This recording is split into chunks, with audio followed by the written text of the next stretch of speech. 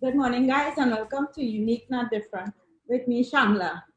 And today I have Udin Mohammed, who is a finalist student at UB undergrad. Amanda Bailey, she is a deaf ambassador and also a secondary school student. And interpreting, I have Mrs. Naomi Rodriguez. 2 weeks ago, Carrie graciously filled in for me, and he discussed online access with regards to the deaf community in terms of education. So today we are going into the findings of Nour's final year project. But I will start off with Amanda. Amanda, how has online education impacted you as a student? Yes, it was good. It was good.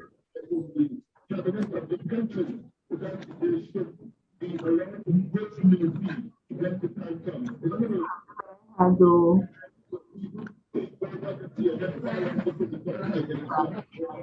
face-to-face class compared to online learning. We use a lot of textbooks in the classroom, and the teachers will write on the whiteboard and take a lot of notes. And tend to have to copy straight off from the board. And there was a lot of writing in our books. That's in the classroom setting. But I had a lot of interaction with my friends, interaction with the staff. So that was good for me. But in an online situation, teachers would use more pictures, more videos, more PowerPoint, and with that kind of visual learning,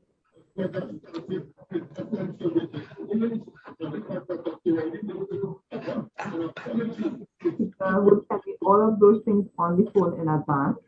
And the pictures and the videos and everything, my interpreter would work with me, would explain more to me. He would send all of the information on the phone and online. And online was not such a bad experience for me. Great. I had to look at my interpreter. He gave me a lot of extra support afterwards, so it was fairly all right. Okay, Noor, in terms of your findings, you narrow it down in terms of linguistics, right? Yeah. Technology, course material, social lactate, etc. What Right. can you summarize in terms of what was the major findings of this research? Yeah. Well, one of the major linguistic findings was that online school was actually reducing deaf students' exposure to sign language, and Right. especially among the younger students, that can come language delays. Because see, very few deaf children have deaf parents to teach them sign language the way we grew up learning spoken language from our parents. Which when a deaf child who has hearing parents has to learn sign language, they learn it at the primary school. But now in the pandemic, primary school students only get about 4 contact hours with their teachers. They are isolated from their deaf friends who they would normally be signing with. Yeah. And they're spending so much time at home where many parents don't know enough sign language to support them.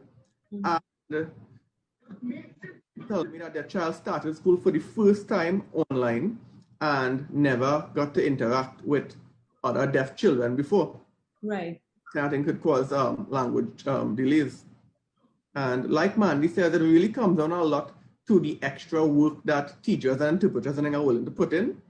Because teachers and interpreters, they spend so much time in paper and pencil classes. Yeah. And they weren't prepared to teach online. Students weren't prepared to learn online. And very little done to prepare them. So, and that impacts students as well. Right. Can you briefly explain, come September, what do you think can be done to merge online and in-class education to have a more equitable and inclusive education for the deaf and hard of hearing community? I think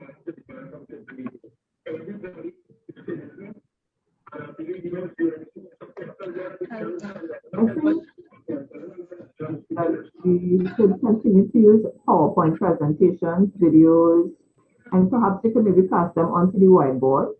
Mm-hmm. We would also want the teachers to use those so when children have to take notes, it would be easier. They could also use some more drawings, more pictures, more graphics into their teaching. And it could benefit both the deaf and hearing students. It would make things a lot easier. Deaf children depend on their eyes for learning. Everything that they have to learn. And hearing students as well have a similar mode of learning. Awesome. So it's the end of things. What would you recommend in terms of giving your entire research? What would you recommend that the ministry do in order to Right. make that concept? Definitely. I think they need special education material designed for deaf students, Mm-hmm. especially preschool level resources, because we don't have any deaf preschools in Trinidad. And Right. help the younger deaf children who have hearing parents start school with a stronger language foundation. And also, we could just use workshops so that teachers and interpreters could use the online learning platforms to the highest possible level to benefit deaf students. Because you see how we in a Zoom call now with these 4 screens? Not Yeah. all educators know how to share their screen in a way that the students could see like the PowerPoint slides and then see the interpreter at the same time. Because like Mandy was saying, the deaf students need a lot of visual information. Right. And what's them your keenness in terms because clearly you are not deaf, you are not hard of hearing. So what's them your keenness in terms of Yeah. doing research? Well, I think it started when I took my first sign language class in 2018. Okay. I still have a long way to go because I'm not like Niobe, how good she's signing there. But, Yeah.